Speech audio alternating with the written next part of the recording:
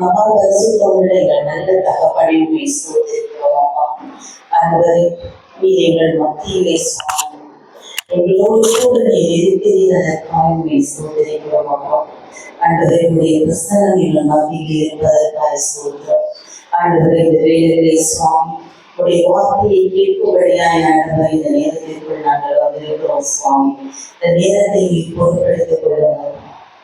ஆண்டவரே, நீர் என்னை மறைத்து பேசும்படியாய் நான் ஒப்புக்கொடுத்து ஜெபிக்கிறேன்.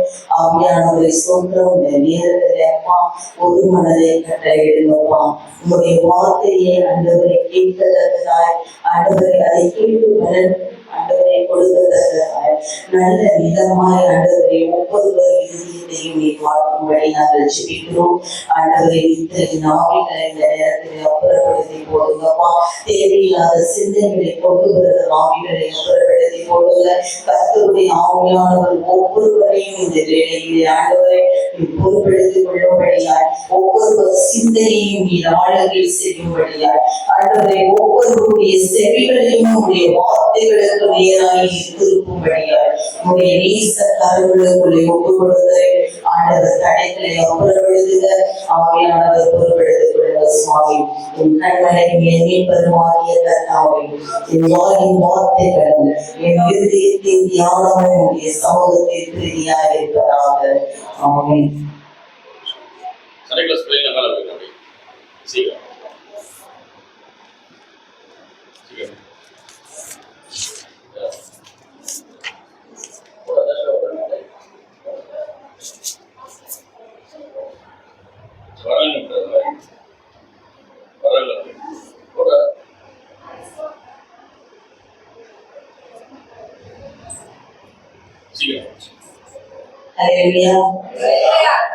பரிசுத்த நாமத்திற்கு மகிமை உண்டாவதாக.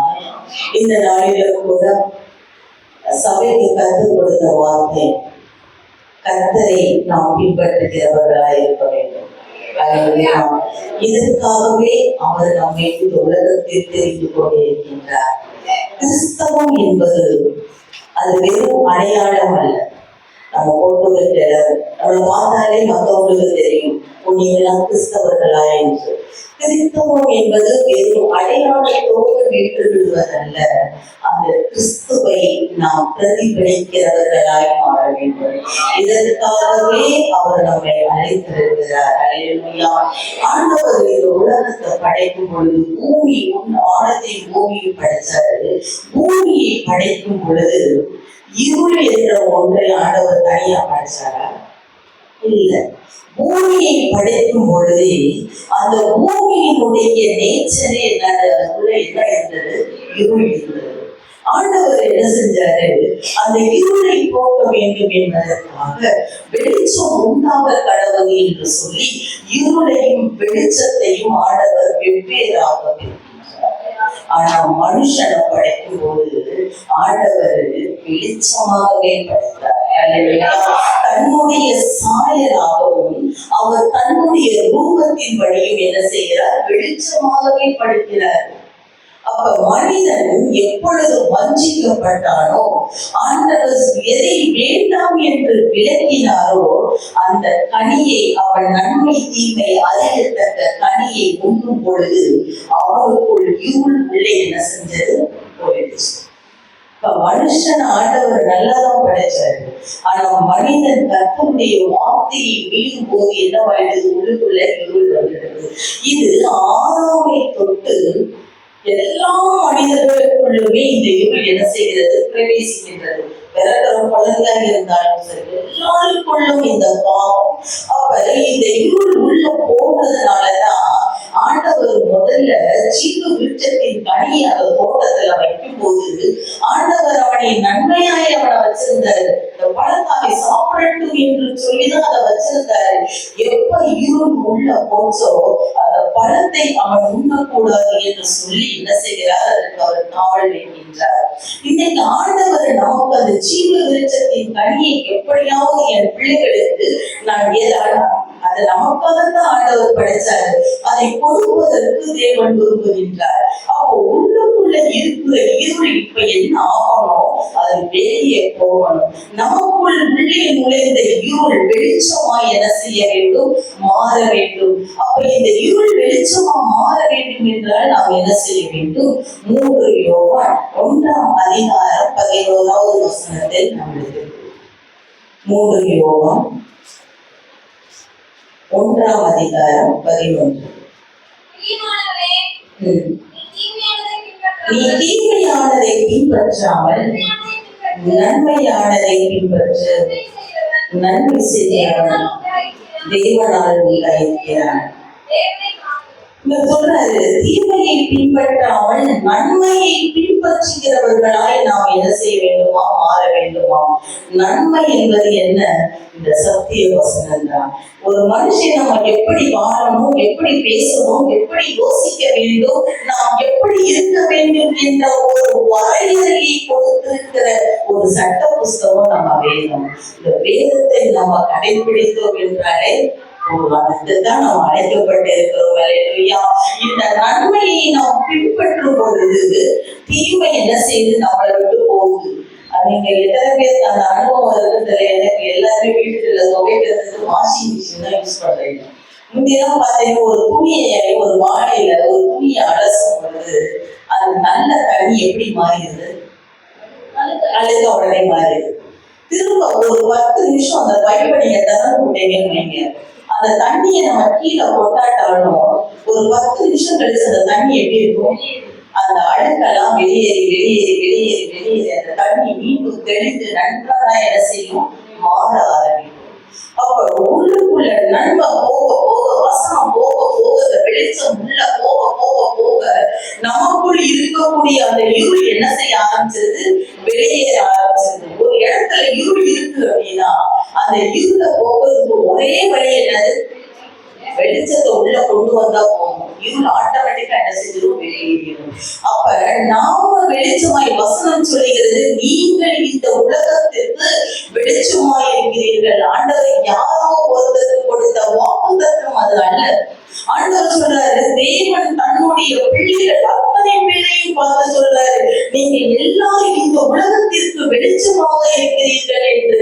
அப்ப இந்த வெளிச்சம் நம்ம வெளிச்சமாய் பிரகாசிக்க வேண்டும் என்றால் நமக்குள் இருக்கிற இருளின் ஆதிக்கம், இருளின் சுபாவங்கள் நம்மை விட்டு போக வேண்டும். அப்ப இந்த வசனத்தை எந்த அளவுக்கு நம்ம கேட்கிறோமோ அதை அந்த அளவிற்கு நம்ம வாழ்க்கையில கடைபிடிக்க ஒப்பு கொடுக்கும் பொழுது, இந்த வார்த்தையின்படி வாழுவதற்கு நம்ம ஆண்டவரே இந்த வசனத்தின்படி நான் வாழ வேண்டும், அந்த தாகம் நமக்குள் இருக்கும் பொழுது நமக்குள்ள இருக்கிற தீமை என்ன செஞ்சிருது? அதை வெளியேறி நமக்குள்ளே வெளிச்சமானது நமக்குள்ளே வர ஆரம்பிச்சிருது. அதனால ஆண்டவர் சொல்ற, தீமை செய்கிறவன் தீமை செய்யட்டும், நீதி செய்கிறவன் நீதி செய்யட்டும், அவனவனுக்குரிய பதில் அவரோடு கூட வருது. அப்ப தீமை செய்கிறவன் தீமை செய்ய செய்ய என்னவா ஆகுது? சூரியன் வைங்க மதியம் 1 மணி மழை பெய்யறதுக்கு முன்னாடி பாத்தீங்கன்னா அந்த மழை மேகங்கள் பாத்தீங்கன்னா அப்படியே திரண்டு வரும். அப்படியே வந்து நிற்கும் பொழுது அவ்வளோ வெளிச்சம் கொடுத்த சூரியனோட வெளிச்சத்தை நம்மளால பார்க்க முடியுதா? அந்த இருளினுடைய ஆதிக்கம் மதியம் 1 மணி, சாயங்காலம் 6 மணியை போல நமக்கு தோணும். அப்ப இருள் தீமை செய்யக்கூடிய ஒரு மனிதன் இந்த தீமையை செஞ்சுக்கிட்டே இருக்கானா, அவனுக்குள்ள இருக்கிற கொஞ்சம் நன்மையும் என்னவா மாறிடுது? தீமையாய் மாறி அவன் முழு இருளுக்குரிய மனிதனாய் மாறி விடுகின்றான். அதனாலதான் அரசு தீமை செய்கிறவை செய்யட்டும், அவன் எதை நோக்கி அவன் போகட்டும், ஆனா நன்மையை பின்பற்ற கர்த்தர் நம்மை அழைத்திருக்கின்றார். ஆனா நம்ம என்ன செய்கிறோம்? அந்த தீமை செய்கிற மனிதர்களோடு நம்ம வாழ்க்கையை ஒப்பிட்டு பார்க்கிறோம். ஆண்டவரே, இவ்வளவு கெடுதல் பண்றவே இன்னைக்கு நல்லா இருக்கானே, இவ்வளவு அக்கறமும் பண்றவே நல்லா இருக்கானே, உண்மை நோக்கி நான் தேடி வருகிறேன், தேடுறேன், என் வாழ்க்கையில இவ்வளவு பிரச்சனை கஷ்டம்னு யாரு கூட ஒப்பிடுறோம்? குப்பையோட போய் ஒப்பிட்டு பார்த்து கொண்டிருக்கிறோம். அல்லேலூயா. அவனோடு ஒப்பிட்டு அவன் தான் நல்லா இருக்கானே, அவள் இங்க எவ்வளவு சந்தோஷமாயிருந்தாலும் அவளுக்கு நித்திய துக்கம் அவளுக்கு என்று நியமிக்கப்பட்டிருக்கிறதுனால நமக்கு அப்படி இல்லை. ஆண்டவர் சொல்றாரு, நீங்க துக்கப்பட்டாலும் உங்கள் துக்கம் சந்தோஷமாய் மாறும் என்று ஆண்டவர் சொல்றாரு. அவள் நமக்கு உரிய அழைப்பு விசேஷமானது. நமக்கு அவர் வைத்திருக்கிற நித்திய மகிழ்ச்சி வேற. நம்ம இந்த குப்பைகளோடு ஒப்பிட்டு பார்த்து இவனை போல என் வாழ்க்கை இருக்கு என்று இல்லையே என்று அங்கலாய்ப்பதற்கு அல்ல இந்த வாழ்க்கை. அல்லேலூயா. நாம் வெளிச்சமாயிருக்கும்படி நாம் அழைக்கப்பட்டிருக்கிறோமாக. நன்மையை பின்பற்றுவதற்கு இந்த நாளிலே நாம் ஒப்பு கொடுக்க வேண்டும். ஆண்டவர் பார்த்தீங்கன்னா நம்ம 1 தெசலோனிக்கேயர் 1வது அதிகாரத்தில் 6வது 7வது வசனத்தை நீங்க பார்த்தீங்க அப்படின்னா, அந்த நம்பிக்கை குறித்து தெசலோனிக்கேயர் சபைக்கு பவுல் சொல்றாரு. 1 தெசலோனிக்கேயர் 1ஆம் அதிகாரம் 6வது வசனம். இந்த நம்பிக்கை குறித்து நீங்கள் முன்னாலே சத்திய வசனங்களை சுவிசேஷத்தினாலே கேள்விப்பட்டீர்கள். அந்த சுவிசேஷம் நீங்கள் மிகுந்த உபத்திரவத்திலே பரிசுத்த ஆவியின் சந்தோஷத்தோடு எங்களையும் கண்களையும் பின்பற்றுவர்களாகி விசுவாசிகள் யாவருக்கும் மாதிரிகள் ஆணைகள். வசனம் சொல்லுகிறது, கர்த்தரை நாம் பின்பற்றும் பொழுது தெசலோனிக்கேயர் சபையை பவுல் சொல்றாரு, நீங்க கர்த்தருடைய வசனத்தை ஏற்றுக்கிட்டு அவரை பின்பற்றுகிறதுனால என்ன ஆகுறீங்க? மற்ற விசுவாசிகளுக்கு மாதிரிகளாய் ஆனீர்கள். இன்னைக்கு ஆண்டவர் நம்மளை வெளிச்சமா வச்சிருக்காருன்னா மற்றவங்களுக்கு நம்ம எப்படி இருக்க வேண்டும் என்பதற்கு முன்மாதிரி நாம தான். அல்லேலூயா. ஆண்டவர் அதற்கு தான் நம்மளை வச்சிருக்கிறாரு. எப்படி பொறுமையாய் இருக்க வேண்டும், எப்படி விட்டு கொடுக்க வேண்டும், மற்றவர்களை எப்படி மன்னிக்க வேண்டும், இப்படி எல்லா சுபாவங்களுக்கும் அவர் நம்மை முன்மாதிரியாக்கி இந்த உலகத்திற்கு காட்ட வேண்டும் என்று கர்த்தர் விரும்புகின்றார். அதனால நாம் இந்த நன்மையை பின்பற்றுகிறவர்களாய் மாற வேண்டும். எடுத்து நம்ம வாசிப்போம். யோவான் மத்தேயு 10ஆம் அதிகாரம் 38வது வசனத்தை பார்ப்போம்.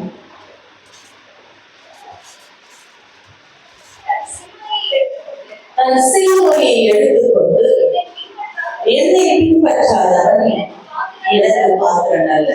ஆண்டவர் சொல்றாரு, உண்மையிலேயே இயேசுவை நம்ம இன்னைக்கு தெய்வமா கும்பிடுறோம்னா அதை விட ஒரு கொடுப்பனை இந்த உலகத்துல எதுவுமே இல்லை.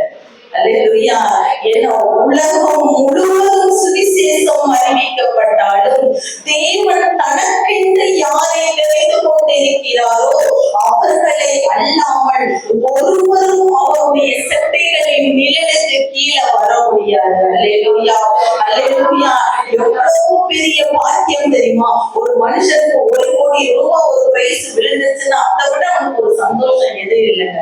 ஆனா நமக்கு விலை கொடுத்தாலும் வாங்க முடியாத ஒரு கிருபை தேவன் நம்மளை தேடி வந்து கொடுத்திருக்கிறாரு. இன்னைக்கு நம்ம சொல்றத நம்ம நேசிக்கிறவங்க கூட நம்மள நிறைய நேரங்கள்ல மதிக்கிறது இல்லை. நம்ம சொல்றது எல்லாருமே என்ன செய்யறது இல்லை, கேட்கறது கிடையாது.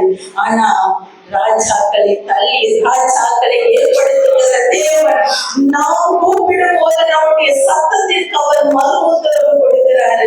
இதை விட ஒரு ஆசீர்வாதம் இந்த உலகத்துல என்ன இருக்கு? நான் போய் நின்னா யாரு என் சத்தத்தை கேட்கட்டாலும், எந்த இடத்தில் நின்று இக்கட்டில் நின்று நான் அவரை நோக்கி கூப்பிட்டாலும் தடைகளை உடைத்து எனக்கென்று ஒரு பாதைகளை உருவாக்கி நம்மை நடத்துகிற தேவனாய் அவர் இருக்கிறார். இந்த பலத்தை விட நமக்கு வேற என்ன வேணும்? அல்லேலூயா. அல்லேலூயா. நமக்கு சாலிட தெரியாம இருக்கலாம் இல்லையா, மூடிய தெரியாம இருக்கலாம். ஆனா அவங்களுக்கு எல்லாம் அப்பாயின்மெண்ட் பண்ண நம்ம இயேசு நம்மதான் இந்த உலகத்திலேயே எவ்வளவு பெரிய பதவியில இருந்தாலும் எல்லாரையும் காட்டி விசேஷித்தவர்கள் நாம தான். அல்லேலூயா. அல்லேலூயா. அவர் நம்மளோட கூட இருக்கிறாரு. அப்ப ஆண்டவரை நாம் பின்பற்றுகிறோம் என்றால், இயேசுவை பின்பற்றுகிறவர்கள் நாம் என்ன செய்ய வேண்டுமா? நம்மளுடைய சிலுவையை எடுத்துக்கொண்டு நாம் பின்பற்ற வேண்டும். இந்த சிலுவை என்பதற்கு நமக்கு கொடுக்கப்பட்டிருக்கிற வாழ்க்கை. முதல்ல இந்த வாழ்க்கைக்கு இதை ஏற்றுக்கொள்ளும். ஆண்டவரே, எனக்கு ஏன் ஆண்டவரே இந்த கஷ்டம்? நான் உன்னை கேட்டேன், நீங்க எனக்கு நடக்கிறதெல்லாம் வேறையா இருக்கு. என் வாழ்க்கையில இப்படி பலவிதமான கேள்விக்குறிகள் நமக்கு இருக்கலாம். எனக்கு போய் ஏன் இப்படி ஒரு பிள்ளை எனக்கு இருக்கிறது, எனக்கு போய் ஏன் இப்படி ஒரு துணை அமைய வேண்டும், என் வாழ்க்கை இப்படி சரியில்லாமல் இருக்கிறது, நிம்மதி இல்லாமல் இருக்கிறது, ஏன் ஏன் ஏன் என்ற அத்தனை கேள்விக்கு முதல்ல திங்க் பண்ணுங்க, என் நேசு எனக்கு தீர்வு செய்ய மாட்டார். அல்லேலூயா. என் ஆண்டவர் என் வாழ்க்கையில ஒண்ணு கொடுத்திருக்காருன்னா அதற்கு ஒரு முகாந்திரம் இருக்கும். அல்லேலூயா. நோக்கம் இல்லாமல் எதையும் செய்ய மாட்டாரு. எத்தனை பாடுகள் நம்ம வாழ்க்கையில இருந்தாலும் முதல்ல அதை நாம் ஏற்றுக்கொள்ளுகிறவர்களாய் இந்த வாழ்க்கையை அநேகரால் அதாக முடியாது. இன்னைக்கு புலம்பல் பூரா பார்த்தீங்கன்னா என் வாழ்க்கையில எனக்கு மாமியாருக்கு ஏதாவது ஒரு வச்சு நம்ம என்ன செய்வோம், எனக்கு இது சரியில்லை, என்னுடைய மேல் அதிகாரி சரியில்லை, எனக்கு இந்த இடத்துல பிரச்சனை இல்லை, அது சரியில்லை. முதல்ல நாம் என்ன செய்ய வேண்டும், இதெல்லாம் முதல்ல ஆண்டவர் எனக்கு இந்த விசுவாசத்தை பிடிச்சுக்கோங்க. என் அப்பா எனக்கு தீர்வு செய்ய மாட்டாரு, அவர் கொடுத்ததெல்லாம் நன்மைன்னு முதல்ல நீங்க நம்புங்க.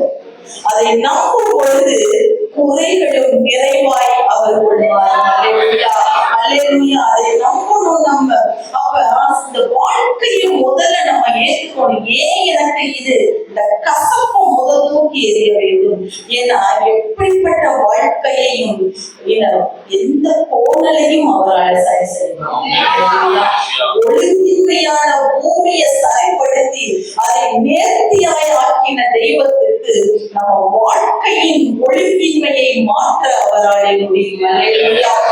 நம்ம வாழ்க்கையை என்ன செய்யணும், ஆண்டவரை என் வாழ்க்கையினுடைய குறைவுகளை முதல்ல எழுதுவாங்க. அதற்கெல்லாம் ஆண்டவர் அதை என்ன செய்வார், அதுக்கு ஒரு நன்மையாய் அதை மாற்றுவார்.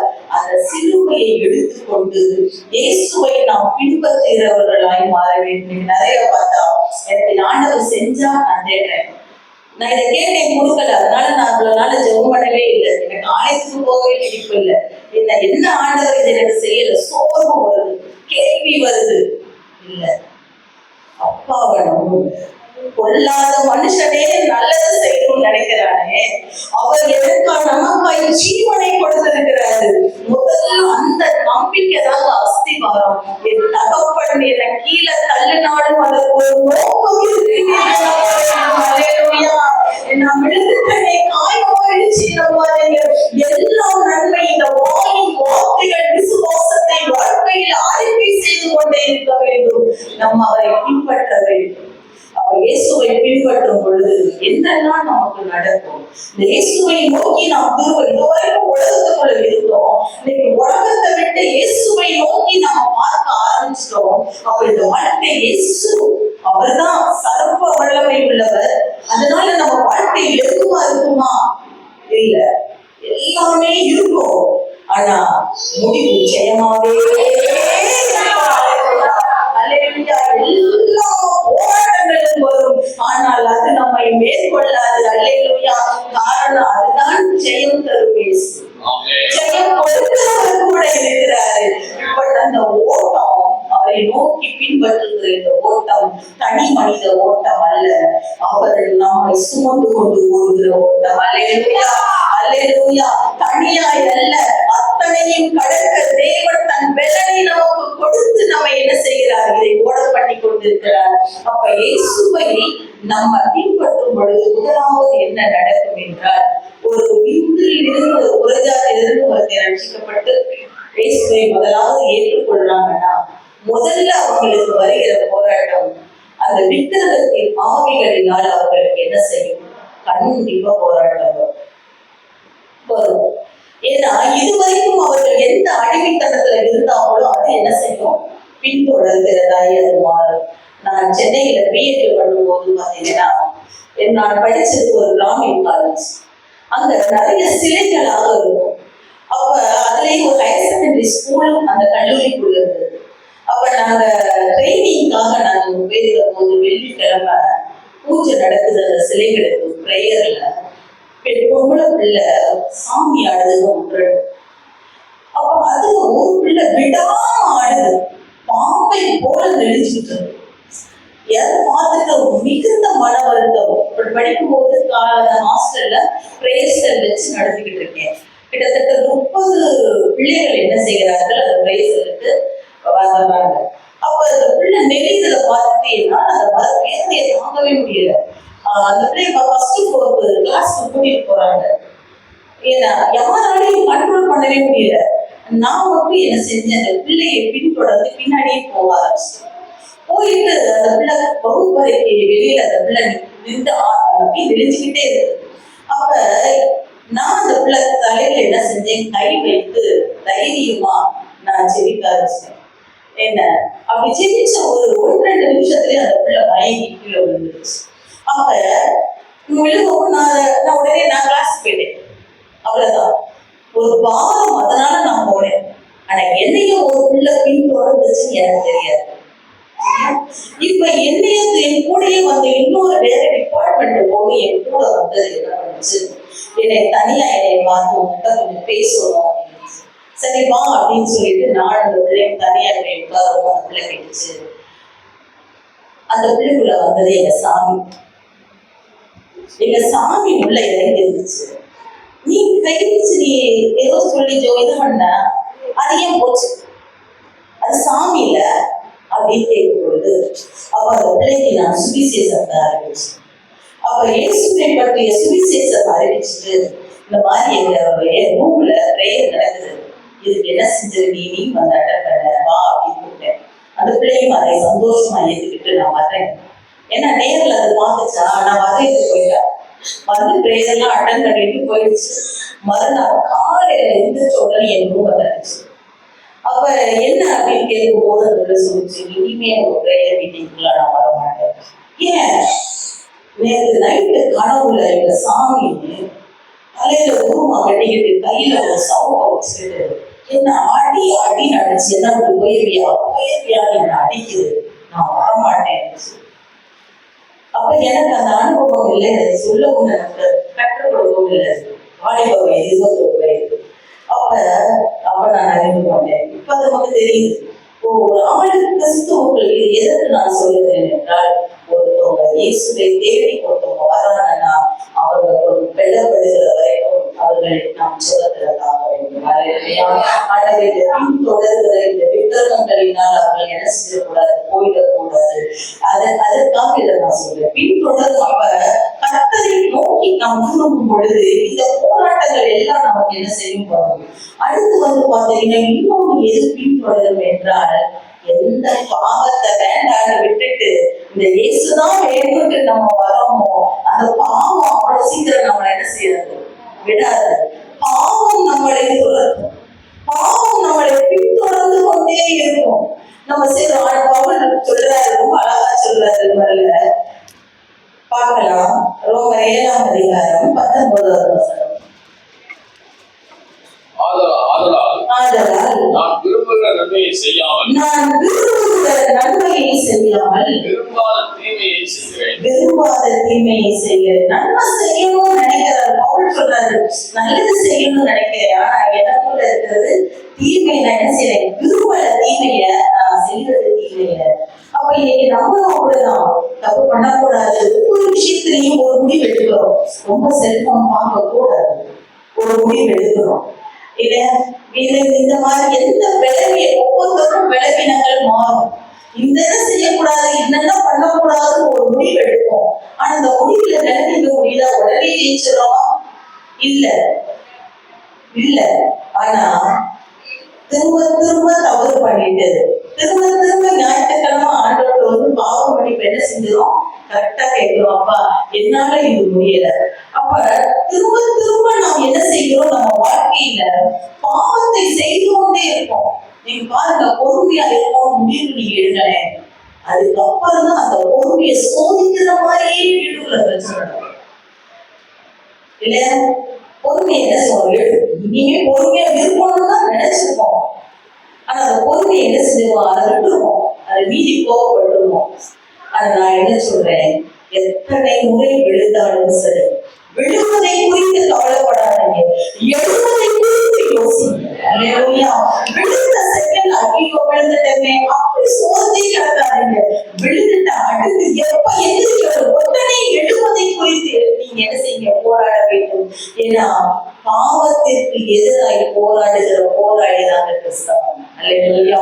எந்த ஒரு பலவீனமும் நம்மகிட்ட வரும் பொழுது அது ஆண்டவரை என்னால விட ஆண்டவரை கண்ணி மிச்சம், இது எனக்கு வேண்டாம்னு நினைக்கிறேன், ஒரு கட்டத்துல நானே இப்படித்தான் நினைக்கிறேன், ஆனா என்னால முடியாது, இது ஜென்ம புத்தி, இயேசுவாக மாறாது. இல்லங்க, ஜென்ம புத்தியை கூட என்ன செய்து மாற்றுகிற ஒரே ஒரு வல்லமை இயேசுவின் இடத்துலதான் இருக்கு. நம்முடைய என்ன சுபாவமா இருந்தாலும் சரி, நம்முடைய தீமை உள்ள இருக்கிறதெல்லாம் இதெல்லாம் எனக்குள்ள வேண்டாம் வேண்டாம் வேண்டாம் என்று அதற்கு எதிராக நாம் போராட வேண்டும். அப்படி போராடும் பொழுது ஆண்டவர் ஒரு நாள் நமக்கு அந்த பாதையில செயலை கட்டளையிடுவார். விடுதலை என்பது ஒரு நாள் நிகழ்வு. எந்த அளவிற்கு அதற்கு எதிராக நாம் பாவத்திற்கு எதிராக போராடுகிறோமோ அந்த போராட்டத்தின் வெற்றி தொடர்ந்து நாம் ஜெயிக்கிற வரைக்கும் போராடி கொண்டே இருக்க வேண்டும். ஒரு குழந்தைய 19 மாசத்துல பிள்ளை நடக்க வைக்க பார்க்கிறாங்க. அந்த பிள்ளையை நடக்க வைக்கும் பொழுது எடுத்த உடனே அதனால ஓட ஆரம்பிச்சுதா, பிள்ளையை நடக்க வைக்கும் போது என்ன ஆகுது, ஓயாம விழுகும். அந்த குழந்தை ஓயாம கொத்து விழுகும். எது வரைக்கும் விழுகும், அது கால்கள் ஸ்திரப்படும் வரை, அது பாதம் விளப்படும் வரைக்கும் நாங்க நடக்காது. விளப்பட்டுச்சு வைங்க கொஞ்சம் செய்ய முடியுது. எங்க பார்த்தாலும் வீட்டுக்குள்ள என்ன செய்யுது, ஓடிக்கிட்டே இருக்கு. இதுதான் கிறிஸ்தவம். அல்லேலூயா. இன்னைக்கு நம்ம ஆண்டவர்கள் நிறைய முடிவுகள் எடுக்கிறோம். நியூ இயர் அப்பெல்லாம் நிறைய முடிவுகள் எடுப்போம். இவ்வளவு ஜெபிக்கணும்னு நினைப்போம், ஆண்டவர்கள் இருக்கணும்னு நினைப்போம். ஆனா நினைக்கிறோம், ஆனா நம்ம என்ன செய்யறோம், விழுந்து கொண்டே இருக்கோம். பரவாயில்ல, ஆனா தொடர்ந்து நமக்காய் நாம் தேவ சமூகத்தில் போராடி கொண்டே இருக்கணும். அப்பா, என் சுபாவங்கள் மாற வேண்டும். அப்பா ஆண்டவரே, நான் கனி கொடுக்கும்படி அழைக்கப்பட்டவர்கள் கிறிஸ்துவை பற்றி வெறும் சொல்றதுக்கு மட்டுமல்ல, இந்த கிறிஸ்துவை நாம் வெளிப்படுத்துவதற்குரிய சுபாவம் நம்மளிடத்தில் காணப்பட வேண்டும். ஆண்டவரை சொல்லணும், அப்பா இந்த மாற்றம் எனக்குள்ள வேணும். கேட்டுட்டு சத்தியத்தை கேட்டுட்டு வேதத்துல எனக்கு பெரிய ஞானம் இருப்பது பெரிதல்ல, எனக்கு நிறைய வசனம் தெரியும் என்பது பெரிதல்ல, நான் எவ்வளவு கடைபிடித்திருக்கிறேன் என்பதுதான் முக்கியம். அதற்காக நம்ம ஜெபிக்கணும். அப்பா, இன்னும் எனக்குள்ள மாற்றங்கள் வேண்டும் ஆண்டவரே. மாற்றத்தை நோக்கிய பயணம் தான் கிறிஸ்தவம். அல்லேலூயா, அல்லேலூயா. நம்ம மாற்றத்திற்காக ஆண்டவரிடத்துல கேட்டுக்கொண்டே இருக்க வேண்டும். அடுத்ததாக பார்த்தீங்கன்னா, கிறிஸ்துவை நாம் பின்பற்ற வேண்டும் அப்படின்னு நம்ம நினைக்கும் பொழுது, ஆண்டவர் வார்த்தையின்படி நம்ம வாழணும்னு நினைக்கும் போது நிறைய உபத்திரவங்கள் நம்ம வாழ்க்கையில நமக்கு வரும், நிறைய பிரச்சனைகள் நமக்கு வரும். 1 சாமுவேல் 24ஆம் அதிகாரம் 6வது வசனத்தை பாருங்க.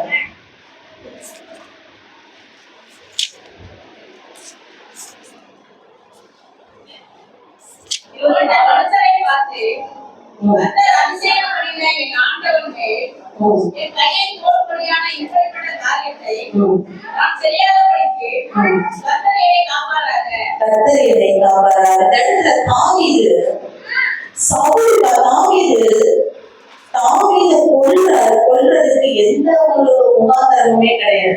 அது கொல்றதுக்கு அப்படி ஒரு எந்த ஒரு தவறுமே தாவீதுல கிடையாது. ஆனா அந்த சவுல் என்ன பண்றாரு, தாவீதை எப்படியாவது கொண்டு போட வேண்டும் என்று ஒரு மனிதனை கொல்ல ஒரு ராஜா எழுப்பி இருக்கிறார்.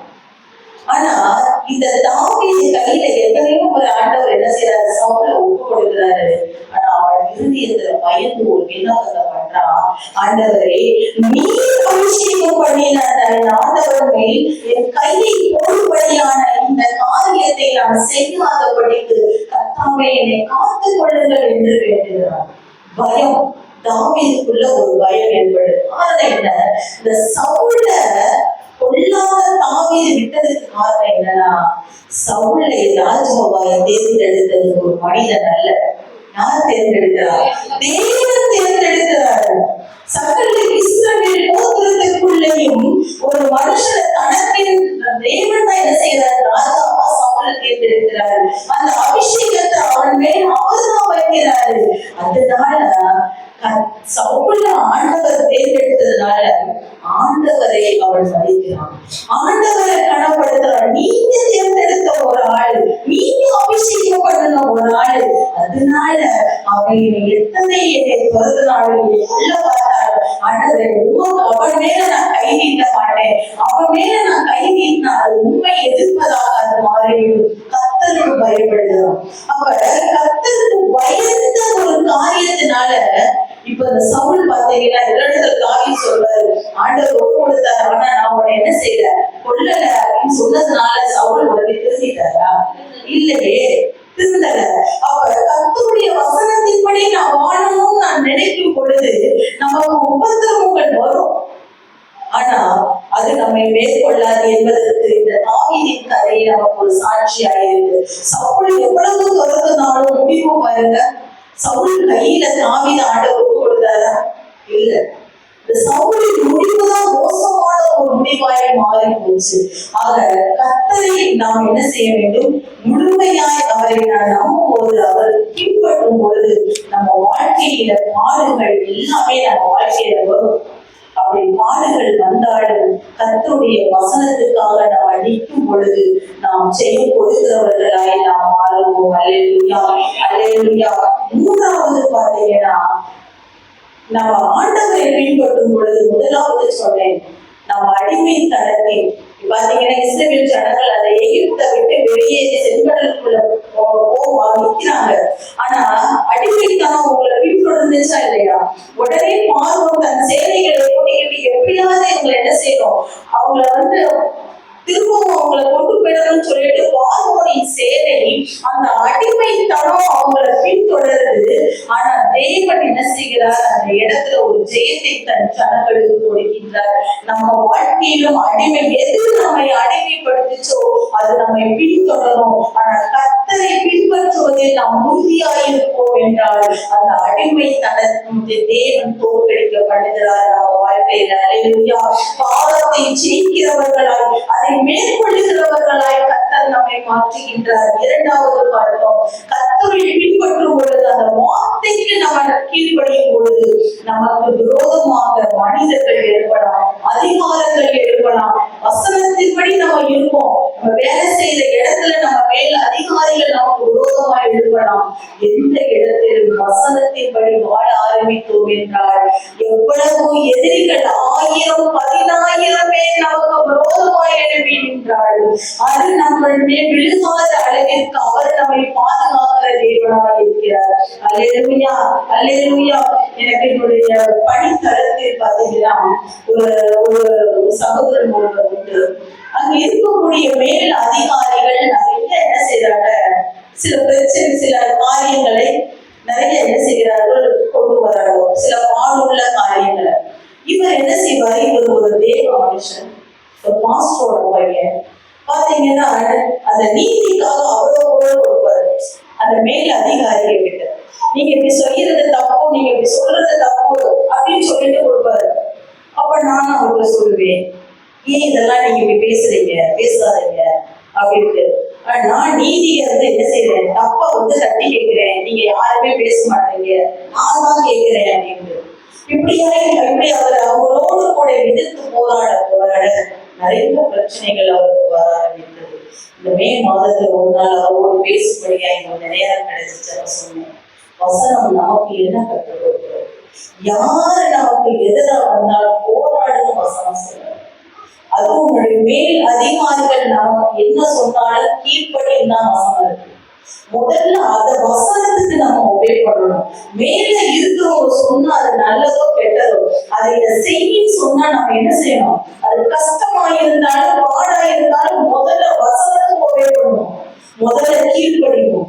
ரெண்டாவது, நீதிக்காக நீங்களும் போராடுறீங்க. வசனம் என்ன சொல்லுது? தீமையோட எடுத்து நிற்காதது. நீங்க ஏன் சந்திக்க போறீங்க, நீங்க ஏன் கேட்கிறீங்க? தீமையோடு என்ன செய்யக்கூடாது, எதிர்த்து நிற்க கூடாது என்று அந்த வசனத்தை குறித்து பேசும்பொழுது கர்த்தர் அவரோடு கூட பேசினார். 2 நாள் கழிச்சு சொன்னாரு, ரொம்ப வருஷம் அந்த மாதிரி அவருடைய கிட்டத்தட்ட ஒரு 30 ஆண்டுகளாக அவருடைய சுபாவம் அந்த விஷயத்துல மாறினது. தீமையோடு எதிர்த்து நிற்க கூடாதுன்ற வசனம் உண்மைதான். நமக்கு ஒருத்தர் எதிராக ஒருத்தர் பண்றானா அவன் கூட போராடுறதுக்கு கர்த்தர் நம்ம அழைக்கலங்க. நம்ம முழங்காலை சமூகத்துல முடக்கினார் போய். அல்லேலூயா. கர்த்தர் நமக்காக யுத்தம் செய்வார். அல்லேலூயா. இதுக்குத்தான் அழைக்கிறாரு. எந்த ஒரு பிரச்சனையும் போய் நின்று என்ன எதிர்த்து நிற்கிறதுக்கு நம்ம வாழ்க்கையில எப்பயுமே நம்ம பெரிய இருக்கும். நம்ம வீட்டுல ஒரு பிள்ளைக்கு, நம்ம வீட்டுல இருக்கிற வளர நம்ம பிள்ளைக்கு ஒரு பிரச்சனை, பக்கத்துல இருந்து ஒரு பையன் அடிச்சுறான், ரொம்ப சின்னதா இருக்கும், ரொம்ப முட்டியா இருந்தா அதை என்ன செய்யும்? சண்டைக்கு போக மாட்டான். என்ன செய்வான்? ஓடியாவது நம்மகிட்ட சொல்லுவான், ஏமா எப்பா இவன் இந்த பையன் என்னை அடிச்சுக்கிட்டே இருக்கான். ஆண்டவர் அவரு சமூகத்துல நம்ம எப்படி குழந்தைகளா இருக்கிறோம். நம்ம வாழ்க்கையில இருக்கிற பிரச்சனைகளுக்கு நீங்க போய் போராடாதீங்க. இதை போய் எதிர்த்து நின்று சண்டைக்கு நிற்காதீங்க. எந்த ஒரு சின்ன மன வேதனையா இருந்தாலும் அப்பாட்ட போய் சொல்லி பழகுங்க. அப்பா இந்த பிரச்சனைப்பா, ஆண்டவர் அதைத்தான் ஆண்டவர் விரும்புகிறாரு. அவருடைய பலத்த கருத்துக்குள் அடங்கி இருக்க வேண்டும் என்று ஆண்டவர் விரும்புகிறாரு. உன்னுடைய ஆண்டவர் சொல்றாரு, நீ என்னுடைய பிள்ளை. இன்னைக்கு ஏன் நம்ம பிள்ளைக்காக நம்ம வரைஞ்சுக்கிட்டு போறோம்? நம்ம பிள்ளைக்கு யார் என்ன சொன்னாலும் உடனே என்ன செய்யணும்? நமக்கு கோபம் வருது. காரணம் என்ன? என் பிள்ளை என்னுடையது. என் பிள்ளைக்கு என்ன பிரச்சனை வந்தாலும் அது என் பிரச்சனை அப்படிதான் நம்ம நினைக்கிறோம். இதை விட மேலான அன்பல்ல தேவன். நம்ம வாழ்க்கையில எவ்வளவு பிரச்சனைகள் வந்தாலும் சரி, அதை அவர் தன்னுடைய பிரச்சனையாக பார்க்கிறார். அல்லேலூயா, அல்லேலூயா. ஆண்டவர் சொல்றாரு, உன்னை அதிகாரங்கள் உன்னை ஆளுகை செய்து உன்னை வேதனைப்படுத்துதா? உன் வேலை செய்யற இடத்துல உனக்கு கஷ்டம் இருக்கா? நீ வாழ்ற குடும்பத்துக்குள்ள உன்னை காயப்படுத்துறாங்களா? நீ போராடாத. இதை எப்படி இந்த பிரச்சனையில இருந்து விடுபட்டு போக வேண்டும் என்று நீ யோசிக்காத. ஆண்டவர் சொல்றாரு, என்னை நம்பி இருக்கா, என்னிடத்தில் இந்த காரியத்தை ஒப்புவித்து நீ சும்மா இரு என்று ஆண்டவர் சொல்றாரு. எல்லாத்தையும் நான் பார்த்துக் கொள்வேன். அதனாலதான் நான் சொன்னேன், காரணம் இல்லாமல் ஒன்றை அவர் நம்ம வாழ்க்கையில் அனுமதிக்க மாட்டார். தேவன் நம்ம வாழ்க்கையில ஒரு கஷ்டத்தை, ஒரு பாடுகளை அனுமதிக்கிறார் என்றால் அது நம்மளை ஆண்டவர் உருவாக்குவதற்காக இருக்கும். ஒரு காரணம் இல்லாமல் ஆண்டவரை நம்ம விசுவாசிக்க வேண்டும். அதனால எத்தனை ஒரு அதிகாரமும் நம்மளை யார் நம்மளை காயப்படுத்தினாலும் சரி, நமக்காக யாருக்கிட்டையும் சண்டை போட வேண்டியிருக்காது. எனக்கென்று நமக்கென்று ஒரு அடைக்கலம் உண்டு. அல்லேலூயா. நமக்கென்று ஒரு கண்மலை உண்டு. எல்லாத்தையும் அப்பாட்ட சொல்லும் பொழுது நீங்க நினைக்காத அதிசயத்தை, நீங்க நினைக்காத சமாதானத்தை அவர் நம்ம வாழ்க்கையில் என்ன செய்வார்?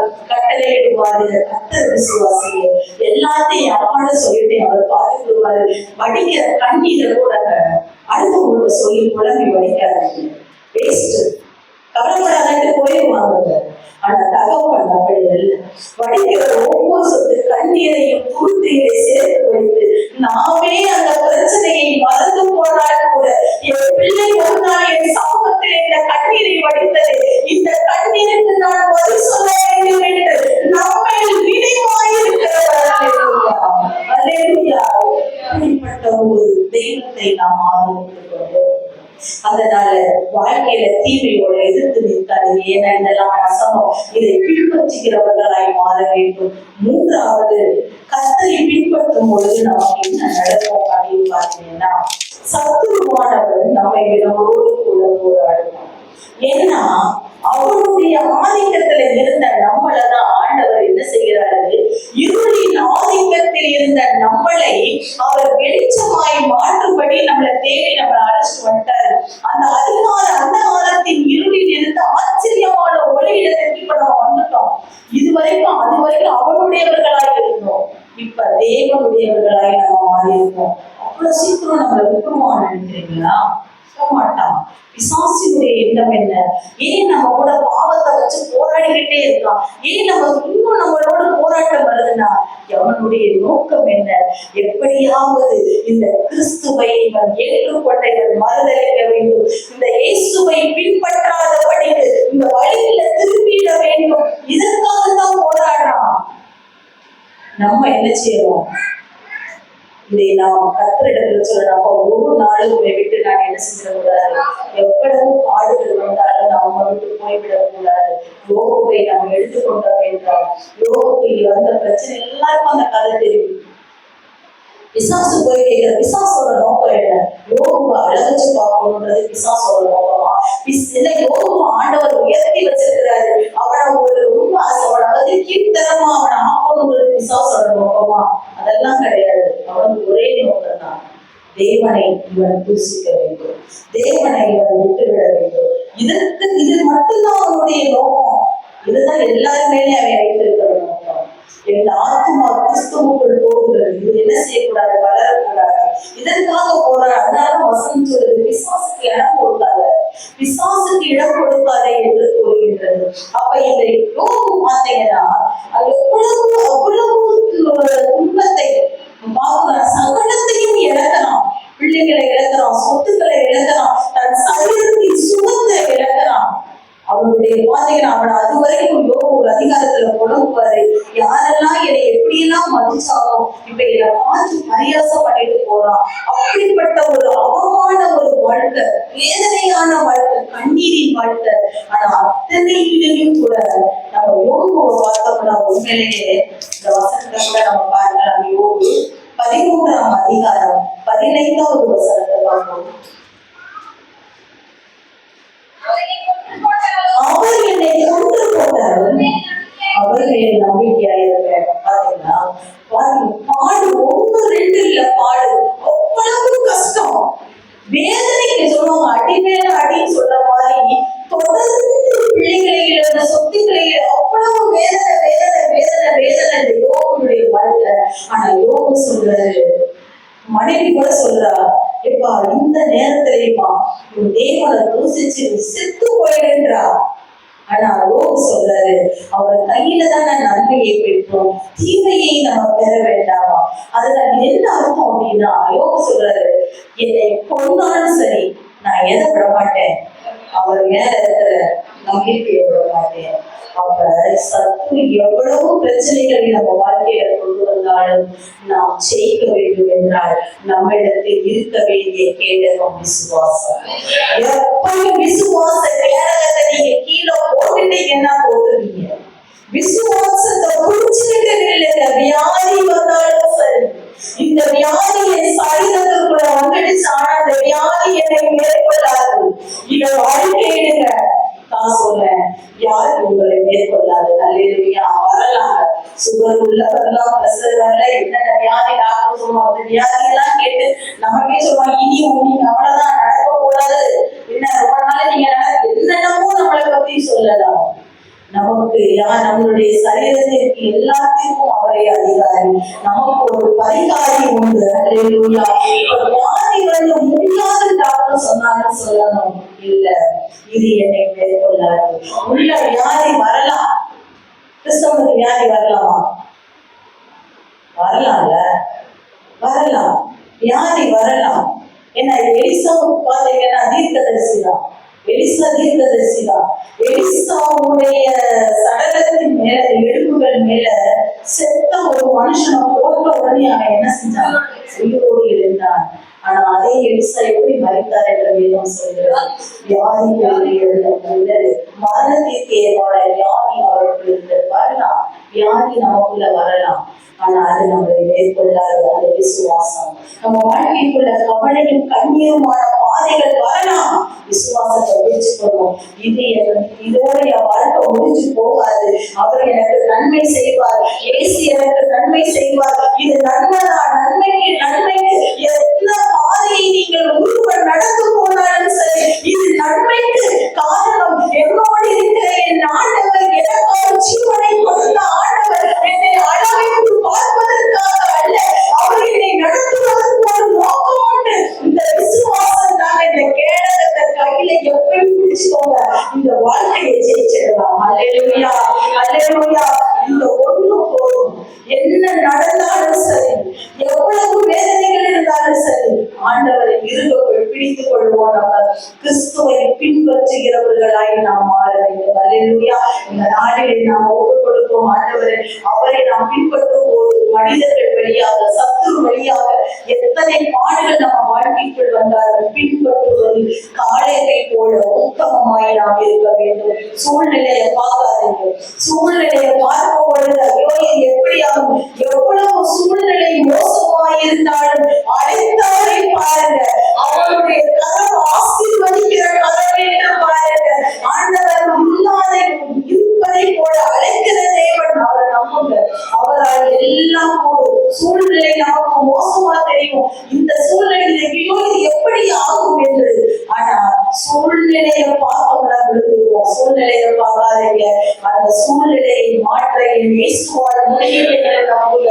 அந்த காளையை போல உத்தமமாய் நாம் அவரை இறுதி வரை பின்பற்றுகிறவர்களாய் மாற வேண்டும். அதனாலதான் பவுல் வாழ்க்கையில நிர்வாணமானாலும் பசினாலும் பட்டையும் எதுனாலும் சரி, வாழ்வானாலும் சாவானாலும் உயர்வானாலும் தாழ்வானாலும் எதுவும் அவர் அன்பை விட்டு என்னை பிரிக்காது என்ற ஒரு நிச்சயத்தை அவர்கள் இன்னைக்கு அந்த தீர்மானத்துக்குள்ள வருவோம். ஆண்டவரே, என் வாழ்க்கையில் நான் எவ்வளவு பாடுகளை சந்தித்தாலும், எத்தனை அவமானங்களை, ஆண்டவரே, கஷ்டங்கள் நஷ்டங்களை நான் சந்தித்தாலும் ஒரு நாளும் உம்மை விட்டு நான் விலக மாட்டேன். ஆண்டவரே, இந்த வசனத்தின்படி வாழ்வதற்கு இதை நான் அர்ப்பணிக்கிறேன் என்று இந்த நேரத்தை நாம் ஒப்புக் கொடுப்போம். அப்படி இந்த ஒரு நிமிடம் நம்முடைய தலைகளை தாழ்த்தி கர்த்தருடைய சமூகத்திலே நாம் அர்ப்பணிப்போம். அப்பா, ஆண்டவரே, உம்மை ஸ்தோத்திரிக்கிறோம். அப்பா, வெளிச்சமாய் இருப்பதற்கு எங்களை